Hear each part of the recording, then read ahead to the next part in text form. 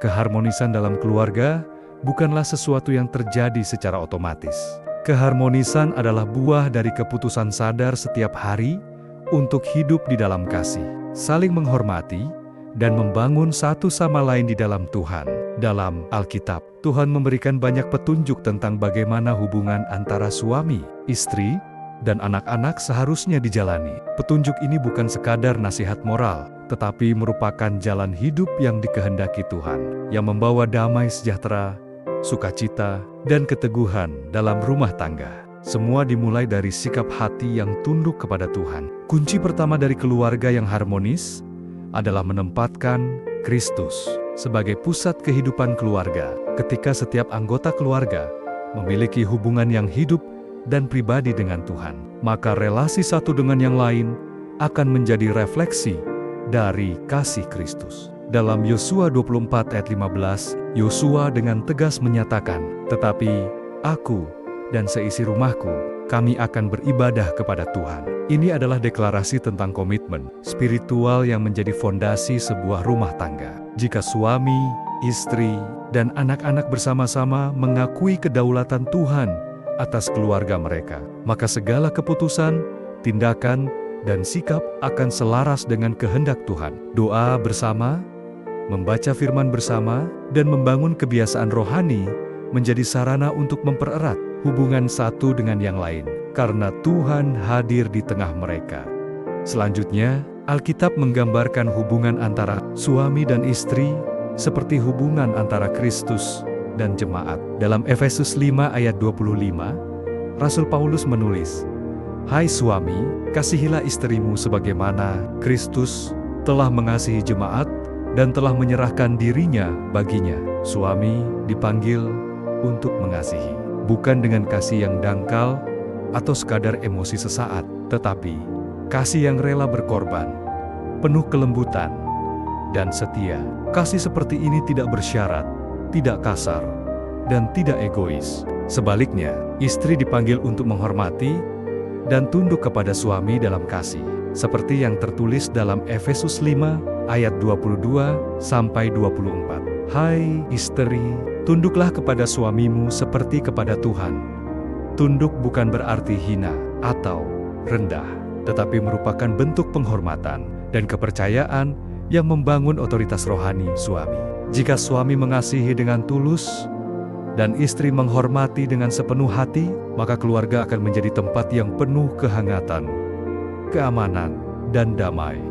Komunikasi yang sehat menjadi unsur penting lainnya dalam keluarga harmonis. Tidak ada hubungan yang bisa tumbuh tanpa kejujuran dan keterbukaan. Namun, kejujuran itu harus dibalut dengan kasih. Dalam Efesus 4 ayat 15 dikatakan, "Tetapi dengan teguh berpegang kepada kebenaran di dalam kasih, kita bertumbuh di dalam segala hal ke arah Dia, Kristus." Artinya, kebenaran harus disampaikan dengan nada kasih, bukan dengan kemarahan atau sindiran. Banyak keluarga yang retak bukan karena hal besar, tetapi karena kata-kata yang menyakitkan, sikap yang mengabaikan, atau kebiasaan menyimpan luka. Dalam Efesus 4 ayat 26, kita diingatkan, "Apabila kamu menjadi marah, janganlah kamu berbuat dosa. Janganlah matahari terbenam sebelum padam amarahmu." Ini mengajarkan bahwa konflik tidak boleh dibiarkan membusuk. Segera berdamai, minta maaf, dan saling memaafkan sebelum hari berakhir adalah kebiasaan yang menyelamatkan rumah tangga dari kehancuran. Dalam relasi dengan anak-anak, Alkitab sangat menekankan pentingnya pendidikan rohani. Dalam Amsal 22 ayat 6, tertulis, "Didiklah orang muda menurut jalan yang patut baginya, maka pada masa tuanya pun ia tidak akan menyimpang dari jalan itu." Orang tua bukan hanya bertugas memberi makan dan pakaian, tetapi juga membentuk hati anak-anak agar mengenal dan mengasihi Tuhan. Pendidikan iman bukan hanya melalui perkataan, tetapi yang lebih penting adalah teladan hidup. Anak-anak akan belajar kasih, kesabaran, ketekunan, dan iman dari apa yang mereka lihat setiap hari dalam kehidupan orang tua mereka. Dalam Efesus 6 ayat 4, Paulus menasihati, "Dan kamu bapak-bapak, janganlah bangkitkan amarah di dalam hati anak-anakmu, tetapi didiklah mereka di dalam ajaran dan nasihat Tuhan. Disiplin yang keras tanpa kasih hanya akan melahirkan pemberontakan. Namun, didikan yang penuh kesabaran, doa, dan pengertian akan menghasilkan anak-anak yang takut akan Tuhan dan menghormati orang tuanya. Sikap saling mengampuni menjadi jantung dari keluarga yang kuat. Tidak ada manusia yang sempurna, bahkan dalam keluarga sekalipun. Seringkali yang melukai bukanlah orang jauh, melainkan justru orang terdekat. Karena itu, Kolose 3 ayat 13 dan 14 mengajarkan, sabarlah kamu seorang terhadap yang lain, dan ampunilah seorang akan yang lain. Apabila yang seorang menaruh dendam terhadap yang lain, sama seperti Tuhan telah mengampuni kamu, kamu perbuat jugalah demikian. Tetapi di atas semuanya itu, kenakanlah kasih sebagai pengikat yang mempersatukan dan menyempurnakan. Tanpa pengampunan, luka akan terus terbuka dan hubungan akan membeku. Namun jika kasih menguasai hati, maka tidak ada kesalahan yang terlalu besar untuk dimaafkan. Sebab Kristus pun telah lebih dahulu mengampuni kita.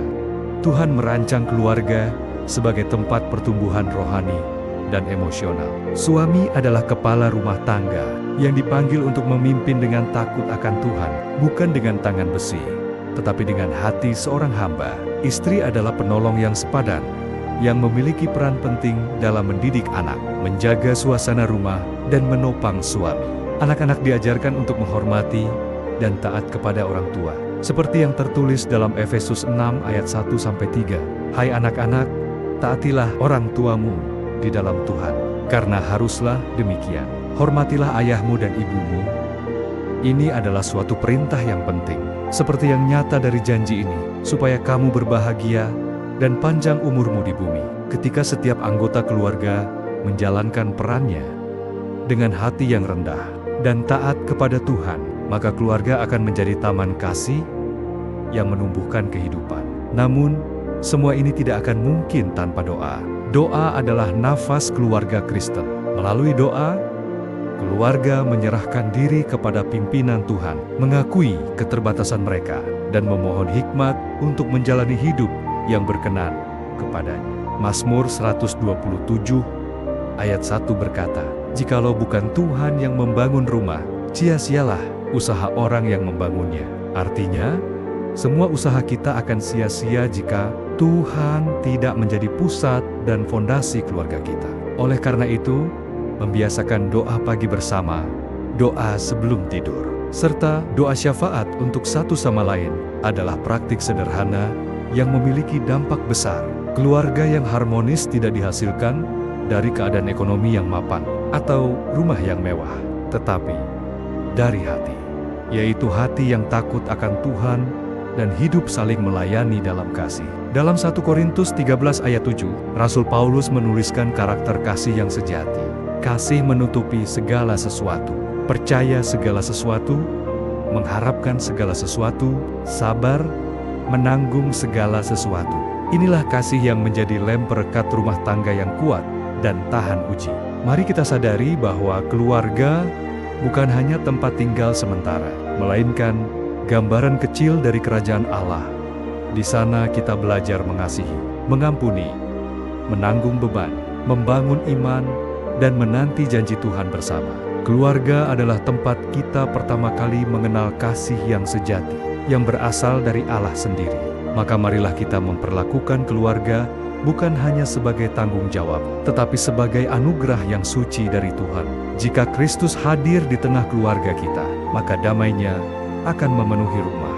Sukacitanya akan menguatkan hati, dan kasihnya akan menjadikan keluarga kita terang di tengah dunia yang gelap. Dan ketika dunia melihat keharmonisan keluarga Kristen, mereka akan berkata seperti yang Yesus ajarkan.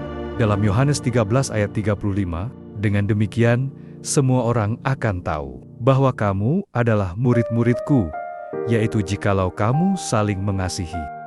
Kesimpulannya, agar keluarga hidup dalam keharmonisan dan diberkati Tuhan, setiap anggota keluarga harus terlebih dahulu menundukkan hati kepada Tuhan dan menjadikan Kristus sebagai pusat kehidupan rumah tangga. Suami harus mengasihi istri, seperti Kristus mengasihi jemaat dengan kasih yang rela berkorban, sabar, dan setia. Istri harus menghormati suami dengan kasih dan ketaatan yang lahir dari hati yang tunduk kepada Tuhan. Anak-anak harus diajar sejak dini untuk takut akan Tuhan dan menghormati orang tua. Sementara orang tua bertanggung jawab mendidik mereka dalam ajaran dan teladan iman. Selain itu, keluarga harus membangun komunikasi yang jujur dan lembut, mempraktekkan pengampunan dengan tulus, dan saling menopang dalam doa serta kasih.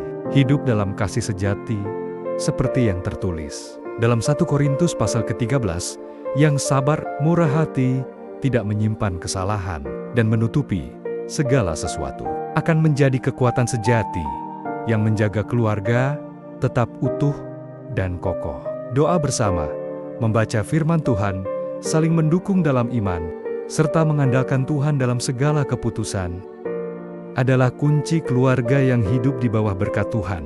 Seperti tertulis dalam Mazmur 127 ayat 1. Jikalau bukan Tuhan yang membangun rumah, sia-sialah usaha orang yang membangunnya. Maka, bangunlah rumah tangga di atas dasar Kristus, dan Tuhan sendiri akan meneguhkan, memelihara, dan memberkati keluargamu dengan damai, sukacita, dan kasih yang tidak pernah habis. Amin. Tuhan Yesus memberkati kita semua. Salam damai sehari.